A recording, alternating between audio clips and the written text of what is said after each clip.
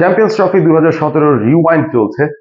আগের দুটো এপিসোডে কথা বলেছিলাম বাংলাদেশ ইংল্যান্ডের বিরুদ্ধে এবং অস্ট্রেলিয়ার বিরুদ্ধে কি করেছিল, এবং সেটারই যদি ছোট্ট একটা রিক্যাপ দেই, প্রথম ম্যাচে ইংল্যান্ডের সঙ্গে হারার পর দ্বিতীয় ম্যাচে অস্ট্রেলিয়ার সঙ্গে বৃষ্টিবিঘ্নিত একটা ম্যাচে অ্যাবান্ডন হওয়ার সুবাদে বাংলাদেশ একটা পয়েন্ট আদায় করতে পারে এবং গ্রুপ পর্বের শেষ ম্যাচে জুনের 9 তারিখ 2017-তে কার্ডিফে বাংলাদেশ মুখোমুখি হয় নিউজিল্যান্ডের। এই সেই কার্ডিফ যেখানে 2005 সালে বাংলাদেশ অস্ট্রেলিয়াকে প্রথমবারের মতো ওয়ানডেতে হারিয়েছিল এবং মোহাম্মদ আশরাফুল একটা নায়কোচিত সেঞ্চুরি করে ম্যাচটা জিতেছিলেন বাংলাদেশকে। সুতরাং কিছুটা সুখস্মৃতি হাতে নিয়ে বাংলাদেশ এসেছিল ম্যাচটায়, তবে under a lot of pressure. এবং এই প্রেশার গেমটাতে নিউজিল্যান্ড টসে জিতে আগে ব্যাট করার সিদ্ধান্ত নেয়।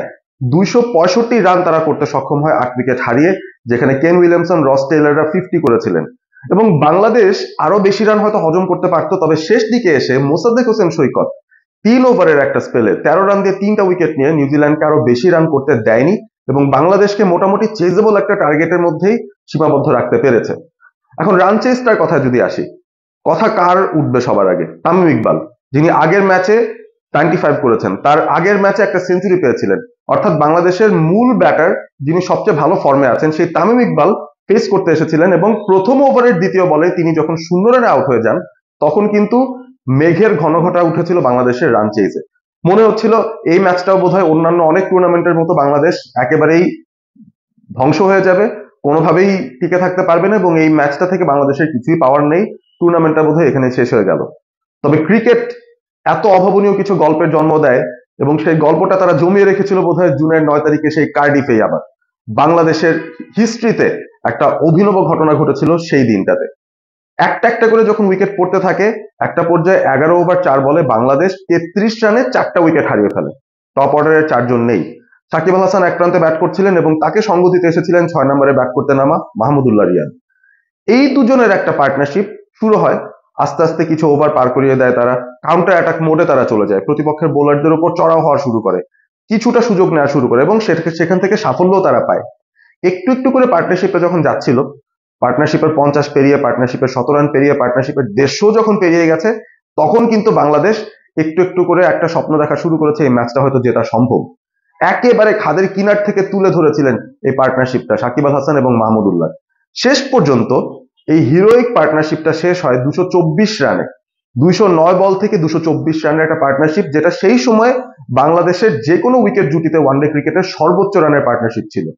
সাকিব আল হাসান সেঞ্চুরি পেয়েছেন, 114 রান করে সাকিব আউট হয়ে যান, তবে মাহমুদুল্লাহ ম্যাচটা ফিনিশ করে দিয়ে আসেন 102 রানে অপরাজিত থেকে। এবং এতটা দুর্দান্ত একটা ম্যাচ আইসিসি চ্যাম্পিয়ন্স ট্রফি দেখেছিল সেই দিনটাতে। আসলেও এখন পর্যন্ত কিন্তু সেই ম্যাচটা ভোলার মতো নয়। সাকিব, মাহমুদুল্লাহ তাদের পিক ফর্মে তারা কি করতে পারেন সেটা একটা ঝলক দেখিয়েছিলেন। বিশ্ব ক্রিকেট দেখেছিল বাংলাদেশ ওয়ানডে ক্রিকেটে ফেলে দেওয়ার মতো কোনো দল নয়, যে কোনো দলকে যে কোনো দিন হারিয়ে দেওয়ার মতো ক্ষমতা তাদের আছে এবং কোনো ধরনের বিপদে পড়লেও সেখান থেকে যে বেরিয়ে এসে জয়টা নিয়ে আসা যায় সেটারও কিন্তু ছাপ রেখেছিলেন এই দুই ক্রিকেটার সাকিব এবং মাহমুদুল্লাহ। মূলত দুর্দান্ত একটা জয়, 47 ওভার 3 বলের মধ্যে বাংলাদেশ সেই রানটা চেস করে ফেলে এবং 5 উইকেটের একটা জয় নিয়ে আশাটা বাঁচিয়ে রাখে। চ্যাম্পিয়ন্স ট্রফি 2017 সেমিফাইনালে যাওয়ার রাস্তাটা তখনও বাংলাদেশের জন্য খোলা। তবে সেটার জন্য ইংল্যান্ড এবং অস্ট্রেলিয়ার ম্যাচের দিকে বাংলাদেশে তাকিয়ে থাকতে হতো। ইংল্যান্ড যদি অস্ট্রেলিয়াকে হারিয়ে দিতে পারে, সেই ক্ষেত্রে বাংলাদেশ চলে যাবে সেমিফাইনালে। আর যদি ইংল্যান্ড অস্ট্রেলিয়ার ম্যাচটা বৃষ্টিতেও পন্ড হয়ে যায়, সেই ক্ষেত্রেও বাংলাদেশ সেমিফাইনালে চলে যাবে। শুধুমাত্র অস্ট্রেলিয়া ইংল্যান্ডের সঙ্গে জিতলেই বাংলাদেশের যাওয়ার রাস্তাটা বন্ধ হয়ে যায়। তবে সেই আশা নিয়ে বাংলাদেশ পতাকা উঁচিয়ে কার্ডিফ থেকে সেদিন বার্তা ছেড়েছিল। অভাবনীয় একটা দিন ছিল এবং আমরা যারা এই খেলাটা দেখেছিলাম লাইভ, তাদের মনের মধ্যে গেঁথে আছে সেই ম্যাচ, সেই পার্টনারশিপ সাকিব আল হাসান এবং মাহমুদুল্লাহ। ভিডিওটি যদি ভালো লেগে থাকে শেয়ার করতে পারেন বন্ধুদের সঙ্গে এবং এই ধরনের ভিডিও আরো যদি পেতে চান জানাতে পারেন কমেন্ট করে আমাকে। সাবস্ক্রাইব করুন অল স্পোর্ট এবিপি চ্যানেলটি। Stay Assam, stay all sport with all sport ABP.